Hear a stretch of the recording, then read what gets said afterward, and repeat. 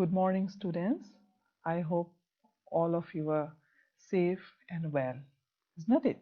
Okay, uh, now I will discuss the lesson, my childhood. Already I have discussed line by line, explanation has been completed, isn't it? Now I am going to just summarize the lesson once again, and after that we will go to the question answers, textual questions as well as the inside questions. Okay, be prepared. Okay, this lesson is about APJ Abdul Kalam. This is your lesson 6. The name of the lesson is My Childhood. Okay, the full name or the complete name of APJ Abdul Kalam is Abul Pakir Zainuddin Abdul Kalam. Isn't it? I have already explained that he was an Indian aerospace scientist. Okay, next, he is known as the Missile Man for his work on the development of ballistic missile and launch vehicle. ছাত্ৰ ছাত্ৰীসকল আমি কি পঢ়ি আছিলোঁ? আমি বিখ্যাত এজন ব্যক্তিৰ বিষয়ে পঢ়ি আছিলোঁ। তেওঁৰ নামটো হ'ল APJ আব্দুল কালাম। চেপ্টাৰৰ যিবোৰ পেৰাগ্ৰাফ আছে বা লেচনটো অলৰেডি আমি কমপ্লিট কৰিছোঁ, হয়নে? তথাপি আজি মই তোমালোকৰ এটা বহুত দিনৰ গেপ হৈ গৈছে, মই সেইকাৰণে কি কৰিছোঁ, দুই এটা পইণ্ট মই আকৌ ৰিভিউ কৰি দিছোঁ যাতে তোমালোকৰ চেপ্টাৰটোৰ কথা মনলৈ আহি যায়, হয়নে?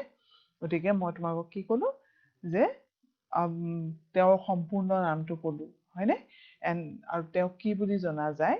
এন ইণ্ডিয়ান এৰস্পেচ চাইণ্টিষ্ট, হয় নহয়? তাৰপিছত নেক্সট ক'লো he is known as missile man. Missile man মানে তেওঁৰ যিখিনি কিহৰ কাৰণে কৰিছে, development of ballistic missiles and launch vehicle and related to ISRO and DRDO. তোমালোকে নাম শুনিছানে? ISROটো হ'ল ইণ্ডিয়ান স্পেচ ৰিচাৰ্চ অৰ্গেনাইজেশ্যন, হয়নে? আৰু DRDOটো, গতিকে তোমালোকে এনেকুৱা ধৰণৰ অৰ্গেনাইজেশ্যনৰ লগত তেওঁ জড়িত, আৰু তেওঁ কিহৰ ওপৰত ৰিচাৰ্চ কৰিছে? বেচিকেলি তেওঁ বেলিষ্টিক মিছাইলছ। বুজিছা? তোমালোকে পিছত সেইবোৰ বেছিকৈ গম পাবা, তথাপি মই এতিয়া তোমালোকে এইটোৱে মনত ৰাখা যে তেওঁ তাৰমানে মিছাইল সম্বন্ধীয় কিছুমান পৰীক্ষা নিৰীক্ষা কৰিছিল আৰু মিছাইলৰ উদ্ভাৱন কৰিছিল, বুজিছানে? সেইকাৰণে তেওঁক কি বুলি কোৱা যায়? The missile man. তাৰপিছত আমি কি গম পাম যে APJ Abdul Kalam was the 11th president of India.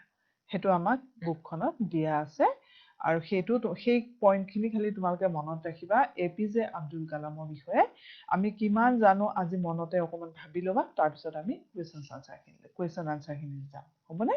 First মই কি ক'লো? APJ Abdul Kalam was the 11th president of India and he became the president on the year 2002, হয়নে? আৰু তেওঁক কি বুলি কোৱা যায় জানানে? People's president. তেওঁক কি বুলি জনা যায়? People's president. তোমালোকৰ এইখিনি কথা এই চেপ্টাৰটো দিয়া নাই, তথাপি তোমালোকক মই তোমালোকৰ ইণ্টাৰেষ্টটো বঢ়াবৰ কাৰণে মই আৰু দুটামান কথা তেওঁৰ বিষয়ে কৈ দিছোঁ। এই ব্যক্তিজনক তোমালোকে বাৰু দেখিছানে নাই ফটোখন? তেওঁ হৈছে APJ আব্দুল কালাম, হয়নে? আমি এতিয়া তেওঁৰ বিষয়ে পঢ়ি আছোঁ, আৰু he became the president in the year 2002, সেইটো অলৰেডি মই ক'লোঁ। আৰু the name of his autobiography is wings of fire. মনত আছেনে তোমালোকৰ? উইংছ অফ ফায়াৰৰ পৰা আমাৰ এই চেপ্টাৰটো এক্সট্ৰেক্ট কৰা হৈছে, তাৰ পৰা উদ্ধৃত কৰা হৈছে। তাৰমানে এই যে চাইল্ডহুড পাৰ্টটো, সেইটো তেওঁৰ যিখন অট'বায়'গ্ৰাফি উইংছ অফ ফায়াৰ, সেই বুকখনৰ পৰা লোৱা হৈছে। অট'বায়'গ্ৰাফি মানে বুজি পাইছানে? মই কৈ দিছিলোঁ যদি নিজৰ জীৱনৰ কথা নিজে লিখে তেতিয়াহ'লে এইটো কি বুলি কয়? অট'বায়'গ্ৰাফি। আৰু কাৰোবাৰ জীৱনৰ কথা যদি অন্য ব্যক্তিয়ে লিখে তেতিয়া কি বুলি কয়? বায়'গ্ৰাফি। কিন্তু মই জাষ্ট ৰিভিজন কৰি দিছোঁ, এইখিনি মই অলৰেডি তোমালোকক কৈছোঁ, মনত আছেই চাগে। তথাপি এতিয়া আমি পেৰাগ্ৰাফ 1ত কি পাম? আৰু তেওঁ তাৰ লগতে আৰু এটা কথা কৈ দিওঁ, তেওঁ যে অকল মানে ধৰ প্ৰেচিডেণ্ট আছিল, চাইণ্টিষ্ট আছিল, তেনেকুৱা নহয়, তেওঁ এজন ৰাইটাৰো আছিল, বুজিছানে? তেওঁৰ যিবোৰ মানে ইম্পৰ্টেণ্ট বা ফেমাছ বুকছ আছে, মই দুখনমানৰ নাম কৈছোঁ। এখন জানিলাই wings of fire, Number 2, India 2020, My Journey, Ignited Mind, এইবিলাক হৈছে তেওঁৰ দ্বাৰা ৰচিত গ্ৰন্থ বুজিছানে তেওঁ তাৰমানে অকল সাইন্টিষ্ট বা প্ৰেসিডেন্টেই নাছিল তেওঁ এজন ৰাইটাৰো আছিল বুজিছানে গতিকে তেওঁ এনেকুৱা এজন ব্যক্তিৰ বিষয়ে আজি আমি পঢ়িছো বা তোমালোকৰ কিতাপত দিয়া আছে এটা চেপ্টাৰ তেওঁৰ চাইল্ডহুড তেওঁৰ শৈশৱৰ বিষয়ে আমি সঁচাকৈ লাকি হয়নে তেওঁৰ বিষয়ে আমি ক্লাছ 9তে আমি জানিব পাৰিছো হয়নে ঠিক আছে নেক্সট চোৱা পেৰাগ্ৰাফ 1ত কি কৈছে জানানে চোৱা I was born into a middle class Tamil family that means it is about his home and parents Tamil family in the island town of Rameswaram তাৰমানে ৰামেশ্বৰমত তেওঁৰ ঘৰ আছিলে হয়নে এইখিনি কথা আমাক ক'ত দিছে পেৰাগ্ৰাফ 1 হয়নে তাৰপিছত my father Zainul Abdin the name of his father was Zainul Abdin and his mother's name was Asiamma আমি ইয়াতে পাম my father Zainul Abdin had neither much formal education nor much wealth এইখিনি আমি গম পালো বহুত মানে শিক্ষাও নাছিল বা বহুত ধন সম্পত্তিও নাছিল কিন্তু কি আছিল কিছুমান ভাল গুণৰ অধিকাৰী আছিল বা গুণৰ অধিকাৰী আছিল যি কাৰণে আজি আব্দুল কালামৰ নিচিনা এজন ব্যক্তি সেই পেৰেন্টছৰ মানে পেৰেন্টছৰ লগত ডাঙৰ হৈ পেলাই কি হৈছিল তেওঁ শিকিছিল ভাল গুণ innate wisdom and a true generosity of spirit he had an ideal helpman in my mother Asiamma that means the name of his mother was Asiamma হয়নে তোমালোকৰ মনত থাকিবনে স্পেলিং বিলাক কিন্তু তোমালোকে ভালকে মনত ৰাখিবলৈ চেষ্টা কৰিবা I do not recall the exact number of people she fed every day but I am quite certain that far more outsiders ate with us than all members of our own family put together বুজিছানে গতিকে তাৰমানে তেওঁলোকে কিমান মানুহক খুৱাইছিল তাৰমানে আলহী guest বহুত আছিল তেওঁলোকৰ হয়নে গতিকে হেতু কথা ক'লে আমাক মাক দেউতাকৰ কথা ক'লে আৰু কি ক'লে নিজৰ ঘৰৰ কথা ক'লে যে তেওঁ ঘৰ ক'ত এটা পেৰাগ্ৰাফ 2ত আমি কি পাম said about his secured childhood তেওঁ কেনেকুৱা ধৰণৰ চাইল্ডহুড আছিল সেই তো কথা কিহত কৈছে paragraph number 2 I was one of many children a short boy with rather undistinguished looks that means তেওঁ নিজৰ এপিয়াৰেন্সটোৰ কথা কৈছে undistinguished look মানে খুব বিশেষ সত্য কোনো একো নাছিল তেওঁৰ চেহেৰাটো বুজিছানে সেইটো কথা কৈছে born to tall and handsome parents কিন্তু তেওঁৰ পেৰেন্টছ কেনেকুৱা আছিল tall and handsome ওখ আছিল আৰু দেখিবলৈ ধুনীয়া আছিল হয়নে তেওঁলোক ক'ত আছিল in an ancestral house which was built in the middle of the 19th century আৰু কেতিয়া বনাইছিল তেওঁলোকৰ সেই ancestral ঘৰটো in the 19th century এইখিনিলৈ বুজি পাইছানে ক্লিয়াৰ হৈছে চোৱা নেক্সট চোৱা আৰু তেওঁ ইয়াত কি কৈছে in fact I would say mine was a very secure childhood both materially and emotionally হয়নে ইয়াত তাৰমানে কি কৈছে পেৰাগ্ৰাফ 2ত তেওঁ যে এটা সিকিউৰড চাইল্ডহুড পাইছিলে সেই কথাটো পেৰাগ্ৰাফ 2ত কৈছে নেক্সট তুমি চোৱা paragraph 3 paragraph number 3 said about second world war the second world war ketia hosile the second world war just broke out in the year 1939 eta tumalke ki hol এইখন কিতাপৰ পৰা বা এই চেপ্টাৰটোৰ পৰা বা এই লেসন তো বাৰু এই প্যাৰাগ্ৰাফটো বা কি শিকিলা যে আমি দ্বিতীয় বিশ্বযুদ্ধ কেতিয়া হৈছিল সেকেন্ড ওয়ার্ল্ড ওয়ার কেতিয়া হৈছিল 1939 সেই কথাটো আমি শিকিলো হয়নে when I was 8 years old তেতিয়া আব্দুল কালামৰ বয়স কিমান আছিল 8 years হয়নে গতিকে তেওঁ কি ক'লে ইয়াতে তেওঁ তাৰমানে আমি ইয়াৰ পৰা 8 মাইনাস কৰিলে তেওঁ 31 1931 ত তেওঁ জন্ম হৈছিল আমাৰ ডেটটো তোমালোকক কৈ দিও 15th অক্টোবৰত তেওঁ জন্ম হৈছিল তাৰ পিছত কি আছিল তেওঁ যেতিয়া ফাৰ্স্ট আৰ্নিং তো কি আছিল তেওঁ যে তামাৰিন সিড বিক্ৰী কৰি পেলাই কি পাইছিলে পইচা পাইছিলে 1 আনা পাৰ ডে হয়নে মনত আছে নে তোমালোকৰ আৰু নেক্সট কৈছে হিজ ফাৰ্ষ্ট ৱেজেছ কোনে দিছিলে হিজ কাজিন শামছুদ্দিন কেনেকৈ পাইছিল by catching the throwing newspaper in the Rameswaram station হয়নে ট্ৰেইনৰ পৰা কি হৈছিলে পেপাৰ যে নিউজ পেপাৰ পেলাই দিছিল সেইটো তেওঁলোকে ধৰিছিল আৰু সেই তাত তেওঁ ফাৰ্ষ্ট ৱেজ পাইছিল so' his first wage was given by his cousin Shamsuddin হয়নে গতিকে তেওঁৰ ফাৰ্ষ্ট আৰ্নিংটোৰ কথা কৈছিল ফাৰ্ষ্ট আৰ্নিং প্লাছ ৱেজ হয়নে কেনেকৈ প্ৰথম ইনকাম কৰিছিল আৰু নেক্সট তেওঁ ৱেজ কোনে তেওঁক কি দিছিলে কাম কৰাৰ বাবদ তেওঁক পইচা দিছিলে হয়নে এই দুটা কথা আমি পেৰাগ্ৰাফ নাম্বাৰ 3 পালো তাৰপিছত আমি কি পালো ইয়াতে আমি আৰু এটা কলো ষ্টেট কি পালো জানানে state of emergency was declared the first casualty came in the form of the suspension of the train in Holt at Rameswaram station তাৰমানে ফাৰ্ষ্ট কেজুৱেলিটি হিচাপে কি হৈছিল ট্ৰেইনখন ৰামেশ্বৰমত ৰখোৱাটো বন্ধ কৰিছিল আৰু ট্ৰেইনখন কলৈ গৈ আছিল ধনুষকৰি এইখিনি কথা তোমালোকৰ মনত আছে নে আচ্ছা এতিয়া নেক্সটটো চোৱা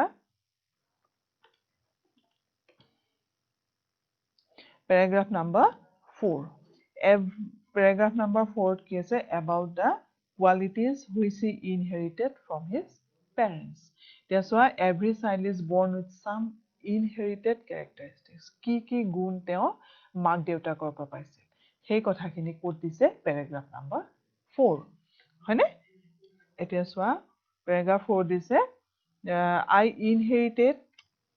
inherited faith in goodness and deep kindness and so did my 3 brothers and sisters কাৰ পৰা পাইছিলে বুলি কৈছে faith in goodness and deep kindness কৰ পৰা পাইছে বুলি কৈছে from my mother হয়নে আৰু ফাদাৰৰ পৰা কি পাইছিলে honesty and self discipline এই গোটেই গুণখিনিয়ে তেওঁলোকে পেৰেণ্টছৰ পৰাই পাইছিলে আৰু তাৰ মাজত চোৱা আব্দুল কালাম সেইকাৰণে এনেকুৱা এজন বিখ্যাত ব্যক্তি হ'ব পাৰিলে তাৰমানে হলনে তে বুজি পাইছা আৰু তেওঁৰ কি কথা কৈছে about his friends he has 3 close friends dear Ramanatha Sastry Aravindan and Shiva Prakashan আৰু তেওঁলোকৰ নিজৰ প্ৰফেশ্যনটোৰ কথা ইয়াতে কৈছে paragraph number 4 next one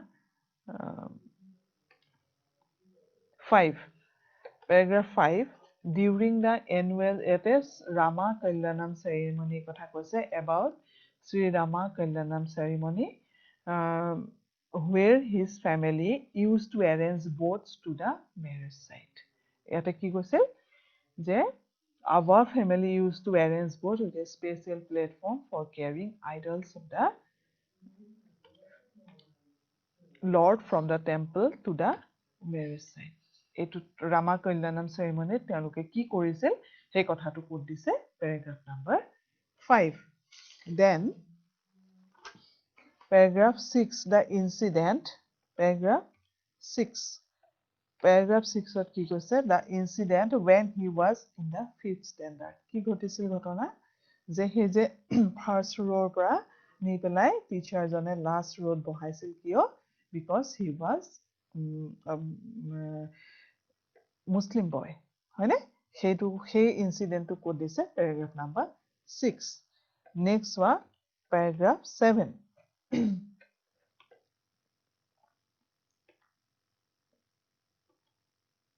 paragraph 7 after school we went home and told our respective parents about the incident আৰু এটো কি হৈছে সেই ঘটনাটোৰ কথা যেতিয়া স্কুলৰ পৰা গ'ল যোৱাৰ পিছত কাক কৈছিলে তেওঁলোকৰ পেৰেণ্টছক কৈছিলে আৰু পেৰেণ্টছক কোৱাৰ লগে লগে ইয়াত ইমান এটা ধুনীয়া কথা কৈছে যে পেৰেণ্টছে কেনেকৈ ৰিয়েক্ট কৰিছিল টিচাৰজনক মাতি আনি কি কৈছিল যে এনেকুৱা ধৰণৰ বিহ মানে সমাজত ছটিয়াব নালাগে আৰু এই ষ্টুডেণ্ট কেজন এই সৰু সৰু ল'ৰা ছোৱালীৰ মনত যাতে এনেকুৱা ধৰণৰ বেয়া ভাৱ সোমোৱাই নিদিয়ে হয়নে গতিকে এইটো খুব ইম্পৰ্টেণ্ট কমিউনেল ইনটলাৰেঞ্চ এনেকুৱা ধৰণৰ স্প্ৰেড কৰিব নালাগে তাৰমানে সেই কথাটো ক'লে তাৰপিছত কি হ'ল the island not only did the teacher regret his behavior but the strong sense of conviction, Lakshmana Shastri conveyed ultimately reformed this young teacher. এই কথাটো আমি কোট পালো paragraph number 7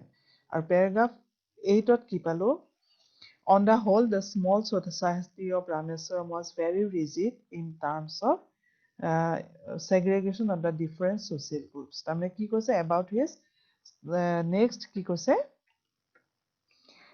about his science teacher. Science teacher জনৰ নাম কি আছিলে with a very teacher Shiva Subramania Iyer. He has a very conservative wife.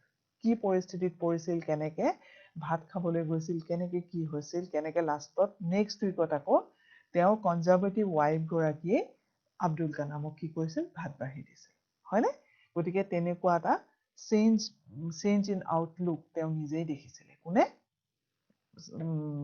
Abdul কালামে গতিকে আমি এইখিনি কথা আমি কিমানত পালো প্যাৰাগ্ৰাফ 8 এতিয়া প্যাৰাগ্ৰাফ 9 টো চোৱা One day he invited me to ইয়াত তোমাৰ সেই কথাখিনি দিয়া আছে যে কেনেকে তেওঁৰ ওয়াইফ চেঞ্জ হৈ গৈছিল তেওঁৰ আপলোডটো হেতু 9 ত দিয়া আছে তাৰ পিছত আহিব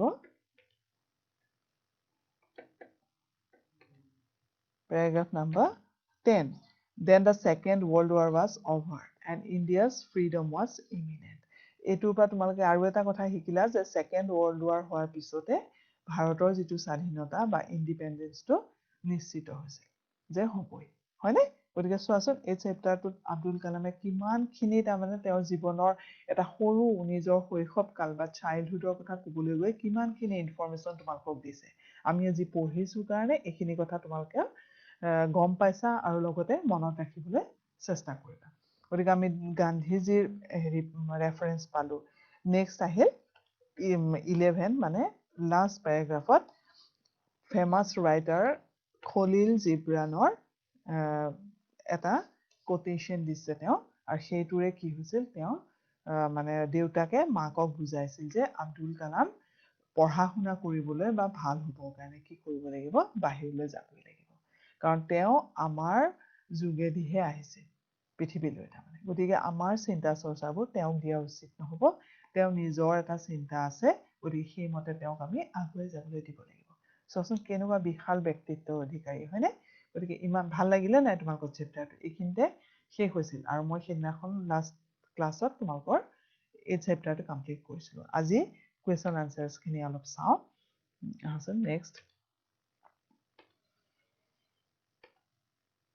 আচ্ছা এতিয়া চোৱা তোমালোকৰ টেক্সচুৱেল কুৱেশ্যন তোমালোকৰ পেজ নাম্বাৰ মানে যিখিনি তোমালোকৰ পেজ নাম্বাৰ 75 তাত উলিয়াই লোৱা প্ৰথম আছে 1 or where was আব্দুল তোমালোকে লিখি লবা মই অকমান মই ৰৈ দিম where was Abdul Kalam's house answer to চোৱা Abdul Kalam's house was on the Mosque Street of Rameswaram in the former state of Madras হয়নে লিখি লবা Abdul Kalam's house was on the Mosque Street of Rameswaram in the former state of Madras প্ৰশ্নটো বুজি পাইছানে where বুলি কোৱা লগে লগে আমি কি বুজি পাওঁ where মানে ক'ত তাৰমানে আব্দুল কালামৰ ঘৰ ক'ত আছিল Abdul Kalam's house was on the Mosque Street আমি পালো এই চেপ্টাৰটোত গতিকে his house was on the Mosque Street of Rameswaram in the former state of Madras হৈছেনে লিখা হৈছে এটা সেকেন্ড টুলৈ যাও what do you think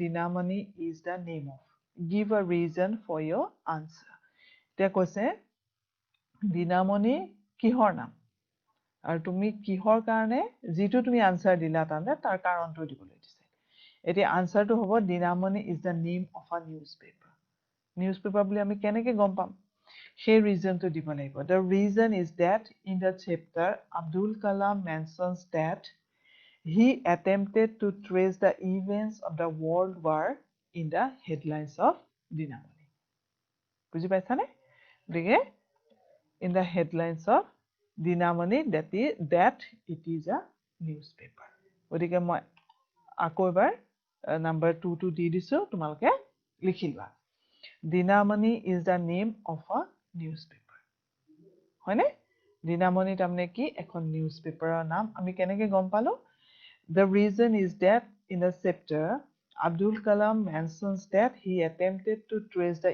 events of the World War তাৰমানে আব্দুল কালামে আমাক কি ক'লে পেৰাগ্ৰাফ নাম্বাৰ 3 ত আছে আব্দুল কালামে কি কৈছিল যে যুদ্ধৰ যিবোৰ ঘটনা সেই ঘটনাবিলাক হেডলাইন হিচাপে ক'ত পাইছিলে দিনামণিত গতিকে হেডলাইন ক'ত থাকিব দিনামণিত নিউজ পেপাৰতে থাকিব সেইকাৰণে আমি এইটো দিছো হৈছেনে লিখা নেক্সটটো চোৱা question number 3 who were Abdul Kalam's school friends what did they later become এতিয়া আমি পাইছো নহয় ফ্ৰেন্ডছৰ নাম এতিয়াও পালো যে কি Abdul Kalam school friend were Ramanatha Sastri Aravindan and Shiva Prakashan এইটো তোমাকে লিখি ল'বা স্পেলিং বিলাক কিন্তু শুদ্ধকৈ লিখিবা দেই Abdul Kalam school friends were Ramanatha Sastri Aravindan and Shiva Prakashan next সুধিছে what did they later become আৰু তোমালোকে এই যে টেইল কুৱেশ্যন থাকে তাৰমানে দুটা যদি কুৱেশ্যন থাকে তোমালোকে পেৰাগ্ৰাফটো চেঞ্জ কৰি নেক্সট কুৱেশ্যনটো আনসাৰ লিখিবা বুজিছানে একে লাইনতে লিখি নথবা তোমালোকে বহুতে সেই কামটো কৰা একে লাইনতে নেক্সট কুৱেশ্যনটো আনসাৰ লিখি দিয়া সেইটো কাম নকৰিবা So next, Ramanatha later became the high priest of Rameswaram temple. তেওঁ তিনজন বন্ধুৰ ভিতৰত ৰামানাথা কি হ'ল হাই প্ৰিয়েষ্ট অফ ৰামেশ্বৰম টেম্পল ৰামেশ্বৰম মন্দিৰৰ পূজাৰী হৈছিলে Next, Aravindan went into the business of arranging transport for visiting pilgrims. আৰু কি হৈছিল অৰবিন্দক কি কৰিছিলে এই যে ৰামেশ্বৰম যে চাবলৈ আহে মানুহবোৰ বা তীৰ্থযাত্ৰীসমূহ সেইসমূহৰ কাৰণে কি কৰিছিল কমিউনিকেশ্যন বা ট্ৰান্সপৰ্টৰ ব্যৱস্থা কৰিছিলে and Shiva Prakashan became a catering contractor of Southern Railways দক্ষিণৰ যি ৰেলৱে তাত কি কৰিছিল কেটাৰিং কন্ট্ৰেক্টৰ এই খাদ্য বস্তু যে যোগাৰ দিয়ে ট্ৰেইনত তোমাকে জাৰ্নি কৰিছানে কেতিয়াবা ট্ৰেইনত গম পাবা তাতে অৰ্ডাৰ দিলে তাতে আমাক খোৱা বস্তুৰ যোগাৰ ধৰে আৰু সেইটো কেটাৰিং বুলি কয় ৰেলৱে কেটাৰিং বুজিছানে গতিকে তেনেকুৱা বিজনেছ কোনে কৰিছিল শিৱ প্ৰকাশন এতিয়া চোৱা Abdul Kalam school friends were Ramanatha Shastri Aravindan and Shiva Prakashan Ramanatha later became the high priest of Rameshwaram temple Aravindan went into the business of arranging transport for visiting pilgrims and Shiva Prakashan became a catering contractor of Southern Railways. হৈছেনে লিখা হৈছেনে চাই লোৱা Abdul Kalam school friends were Ramanatha Shastri Aravindan and Shiva Prakashan. Ramanatha later became the high priest of Rameshwaram temple Aravindan went into the business of arranging transport for visiting pilgrims, and Shiva Prakashan became a catering contractor of Southern Railways. হৈছে the next to চোৱা question number 4 how did Abdul Kalam earn his first wages এতিয়া আমি ৰিভিজনত আমি পাইছিলে হয়নে কি আছিল Abdul Kalam earned his first wages by helping his cousin Shamsuddin by catching the bundles of newspaper from the train at Rameswaram station at the time of emergency during World War II.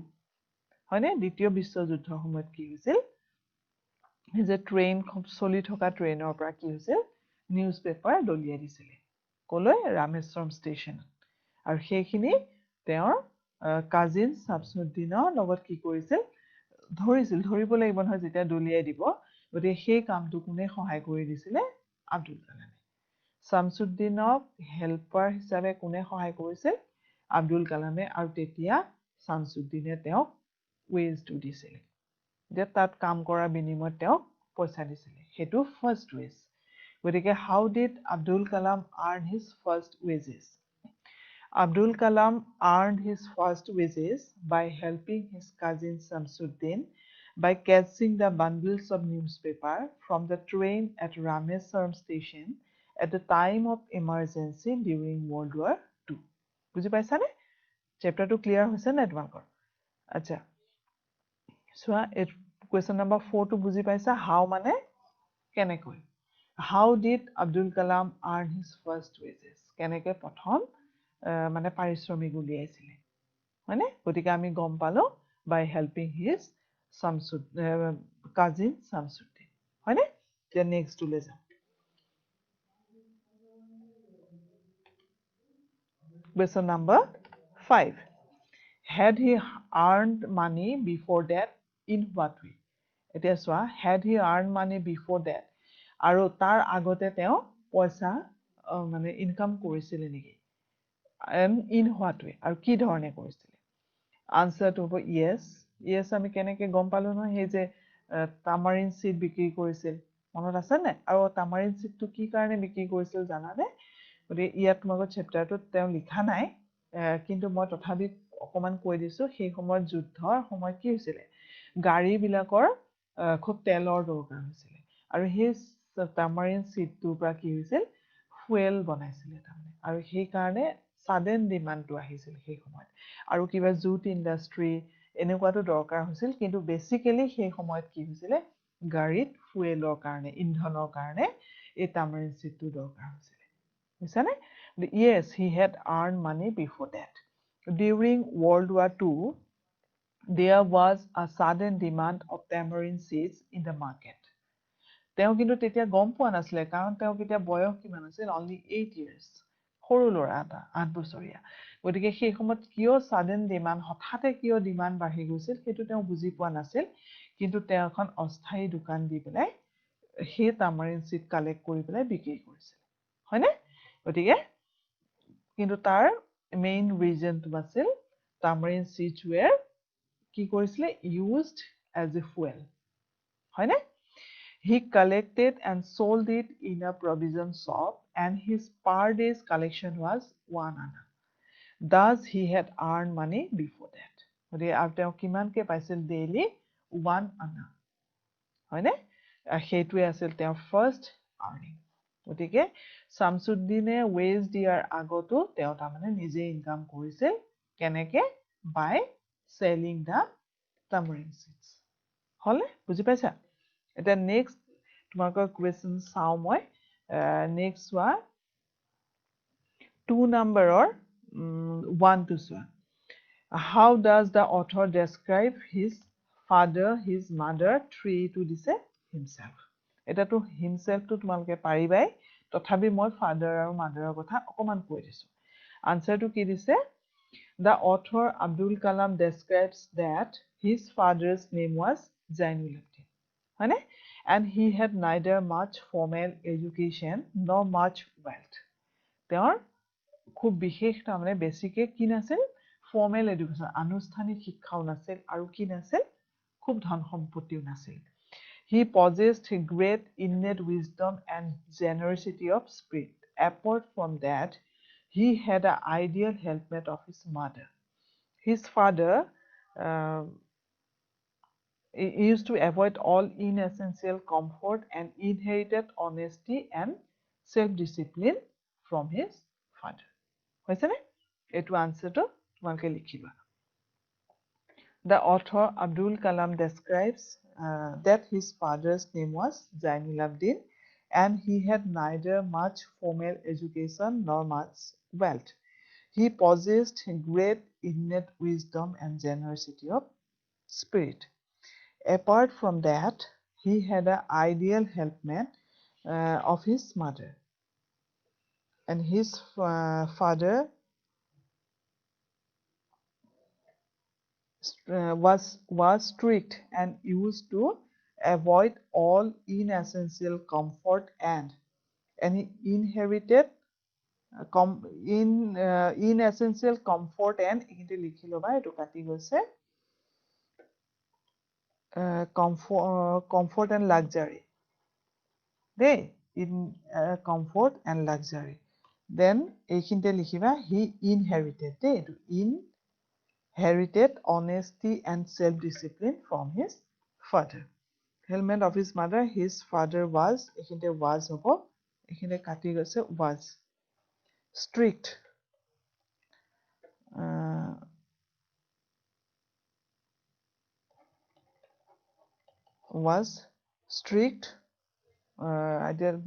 his father was strict and used to avoid all inessential comforts and luxury. He inherited honesty and self-discipline from his father. হৈছেনে? তো লিখা হৈছে। নেক্সটটো চাওঁ। Next আহিল his mother. The name of his mother was Ashiamma. To আমি পাইছো already. She was kind-hearted and fed many outsiders daily. The author inherited faith in goodness and deep kindness from his mother. কি গুণ পাইছিল মাকৰ পৰা? Faith in goodness and deep kindness. এই দুটা গুণ ক'ৰ পৰা পাইছিলে? মাকৰ পৰা পাইছিল. She has full of motherly quality which is seen in the last part of the lesson. হয়নে? আমি লাষ্ট পাৰ্টত কি দেখা পাইছো? তেওঁ যে মাতৃত্বৰ যিটো তেওঁৰ অনুভৱ সেইটো খুব ভাল আছিলে. তেওঁ মাতৃত্বৰ মানে সেই কোৱালিটিটো তেওঁৰ আছিল. She was hesitant about Kalam's going to study far and consoled by his father. আৰু তেতিয়া সেই খলিল জিব্ৰানৰ কোটেশনটো দি পেলাই বা এক্সাম্পলটো দি পেলাই কি কৈছিল? দেউতাকে মাকক বুজাইছিল যে তেওঁ যদি কি ভাল হ'ব খোজে, তেওঁ যদি নিজৰ গুণৰ বা ব্যক্তিত্বৰ বিকাশ কৰিব খোজে, গতিকে তেওঁ বাহিৰলৈ যাবই লাগিব. কাৰ কথা কৈছে? আব্দুল কালাম. গতিকে এইখিনি হৈছে তোমালোকৰ, আৰু এবাউট হিমছেল্ফটো মই লিখা নাই, সেইখিনি তোমালোকে নিজে পাৰিবা. কি তেওঁৰ কেনেকুৱা তেওঁৰ লুকছ আছিল সেই কথাখিনি ভালকে লিখিবা. হৈছে the name of his mother was Asiamma. She was kind-hearted and fed many outsiders daily. The author inherited faith in goodness and deep kindness from his mother. She has full of motherly quality which is seen in the last part of the lesson. She was hesitant about Kalam's going to study far and consoled by his father. হৈছেনে? বুজি পাইছা? The next চোৱা. 2 to চোৱা. What characteristics does he say he inherited from his parents? এইটো already আমি পাইছোৱে, তথাপি মই তোমালোকক লিখি দিছো. চোৱা, আনসাৰটো হৈছে Abdul Kalam says that he inherited honesty and self-discipline from his father and faith in goodness and deep kindness from his mother. দেউতাকৰ পৰা আৰু মাকৰ পৰা কি কোৱালিটিজ পাইছিলে সেই কথাখিনি ইয়াতে দিছে. আৰু কুৱেশ্যনটো আছিল হোৱাট কেৰেক্টাৰিষ্টিক্স, কি বৈশিষ্ট্যসমূহ আছিলে যিখিনি তেওঁ ক'ৰ পৰা পাইছিলে? তেওঁ পেৰেণ্টছৰ পৰা পাইছিলে. গতিকে তেওঁ ইয়াত ক্লিয়াৰলি লিখি দিছে আব্দুল কালামে যে Abdul Kalam says that he inherited honesty and self-discipline from his father and faith in goodness and deep kindness from his mother. হয়নে? এইখিনি আমি এইখিনিৰ পৰা গম পাম. আৰু এই টেক্সচুৱেল যিখিনি কুৱেশ্যন আছে এইখিনিলৈকে আছে, গতিকে তোমালোকে বাকীখিনি নিজে কৰিবলৈ ট্ৰাই কৰিবা. মই এতিয়া নেক্সট কিছুমান ইনচাইট কুৱেশ্যন, তোমালোকে যিটো খুব বেছি ভয় কৰা কি ইনচাইট কুৱেশ্যন, যে ইনচাইট কুৱেশ্যন আহিলে আমি কি কৰিম. আচ্ছা, আৰু এটা আছে চোৱা. Why did Abdul Kalam want to leave Rameshwaram? এতিয়া চোৱা, তাৰ পিছতে মই ইনচাইট কুৱেশ্যনলৈ যাম.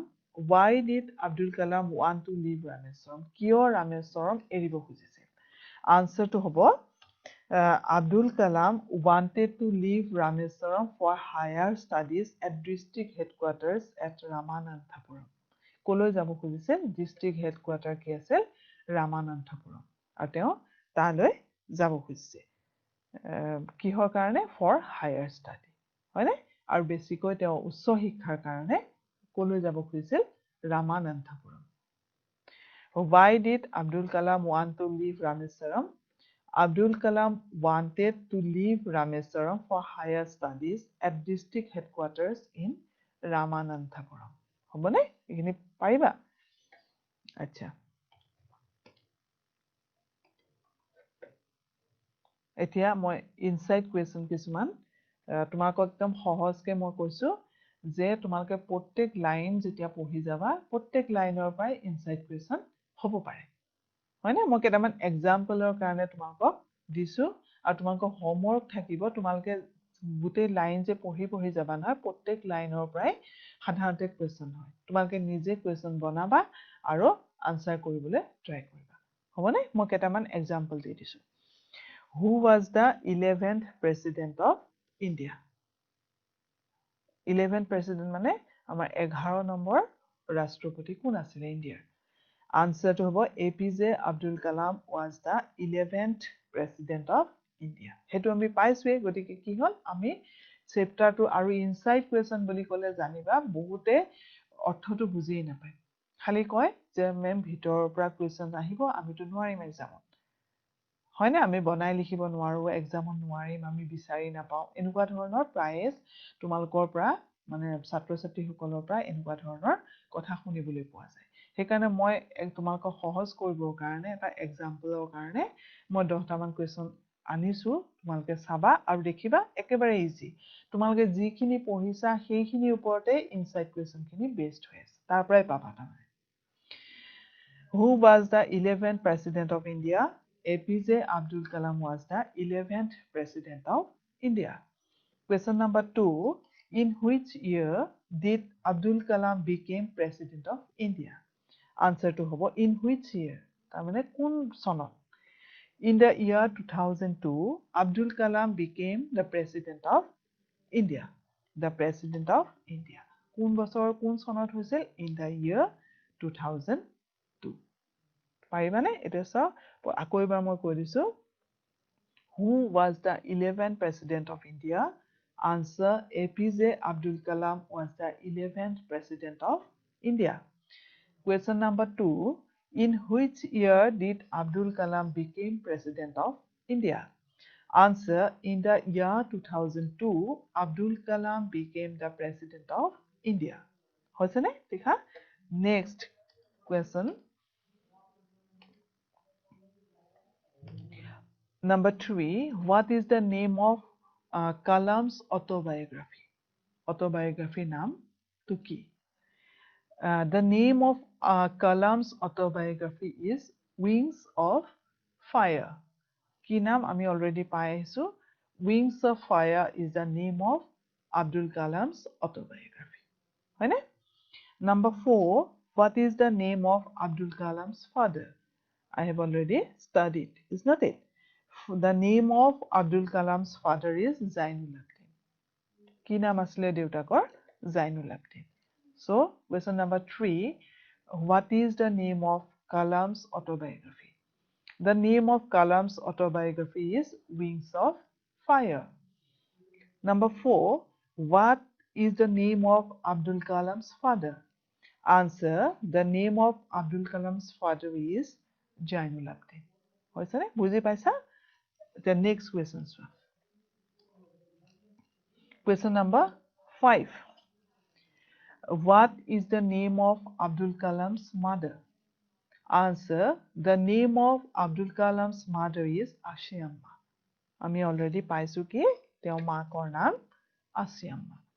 Hoine? Question number 6. In which year the Second World War broke out? Kun sonot Titiyo Biswajuddho arambho hoisil? Answer. The Second World War broke out in the year 1939. Hoisene? Buji paisa? So, the question number 5. What is the name of Abdul Kalam's father? Answer. The name of Abdul Kalam's mother is Abdul Kalam's mother is Ashiamma. In which year the Second World War broke out? Answer. The Second World War broke out in the year 1939. Hosene likha? Next. So, question number 7. In which year Abdul Kalam born? Answer. The Abdul Kalam was born in 1939. Question number 8. Who was Pakshi Lakshmana Sastri? Answer. Pakshi Lakshmana Sastri was the high priest of the Rameswaram temple and is father of Kalam's one of close friends, Arabinda Sastri. Hoine? Answer to Swa. In which year Abdul Kalam born? Answer. Abdul Kalam was born in 1931. Who mane kun gotike who was Pakshi Lakshmana Sastri? Pakshi Lakshmana Sastri kun asile? Pakshi Lakshmana Sastri was the high priest of the Rameswaram temple and father of Kalam's one of close friends, Arabinda Sastri. Tamne Arabinda Sastri jun neki Abdul Kalamor close friend asile teor deuta. Kun Paksi Lakshmana Shastri. বুজি পাইছানে? The next one. Question number 9. What was the name of Abdul Kalam's cousin? Answer. The name of Abdul Kalam's cousin was Samsuddin. 9. What was the name of Abdul Kalam's cousin? তাৰমানে তেওঁৰ কাজিনৰ নাম কি আছিলে? Answer. The name of Abdul Kalam's cousin was Samsuddin. কি নাম আছিলে? Samsuddin. স্পেলিংবোৰ তোমালোকে খুব ভালকে চাবা আৰু যিটো টেন্সত কুৱেশ্যনটো থাকে সেই টেন্সতে আনসাৰটো দিবা বুজিছানে Question number 10 Who became catering contractor for the Southern Railways Shiva Prakashan one of the friends of Abdul Kalam's became a catering contractor এখিনিতে catering হ'ব দেই catering এখিনি থাকি গৈছে মই লিখি দিছো catering contractor for the Southern Railways. Who became catering contractor for the Southern Railways? কোন Southern Railway catering contractor হৈছিল? Answer to কোন আছিল? Shiva Prakashan. আৰু Shiva Prakashan কোন আছিল? Abdul Kalamৰ friend. হয়নে? Close friend.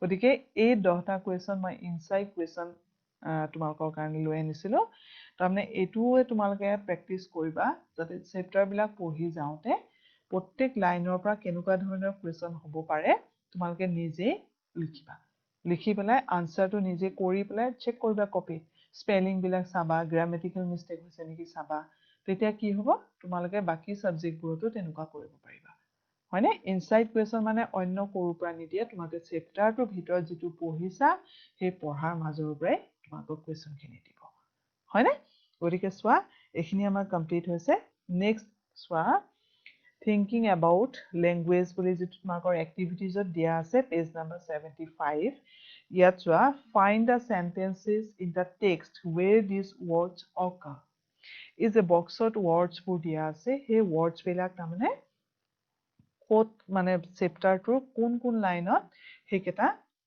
ওয়াৰ্ড আছে হেকেটা বিচাৰি উলিয়াব লাগে এটো তোমালোকৰ হোমৱৰ্ক থাকিলে মই দিলো তোমালোকে কৰিবা নেক্সট ইয়াৰ ভিতৰত তোমালোকৰ বাকি ভয়েস চেঞ্জৰ কথা আছে তোমালোকে গ্ৰামাৰ ক্লাছত পাবা ভয়েস চেঞ্জ হয়নে হেখিনি তোমালোকে ঘৰত প্ৰেক্টিস কৰিবা আৰু চেপ্টাৰটো খুব ভালকে পঢ়িবা আমি এজন বিশাল ব্যক্তিত্বৰ জন অধিকাৰী এপিজে আব্দুল কালামৰ চাইল্ডহুডৰ বিষয়ে অলপ কথা জানিলো তোমালোকৰ ভাল লাগিছে নাই কিন্তু মোৰ কিন্তু খুব ভাল লাগে এটো চেপ্টাৰ তোমালোকে যদি কোনোবাই বুজি পোৱা নাই ওয়াৰ্ড মিনিং বিলাক আকৌ লিখি ডিকশনাৰি পৰা লৈ আকৌ লিখি পেলাই তোমালোকে পঢ়ি চাবা আনসাৰছবোৰ পঢ়িবা মোৰ বিশ্বাস আছে তোমালোকে বুজি পাবা খুবেই ইন্টাৰেষ্টিং চেপ্টাৰ খুব ভাল লাগিলে ভালকে থাকিবা থ্যাংক ইউ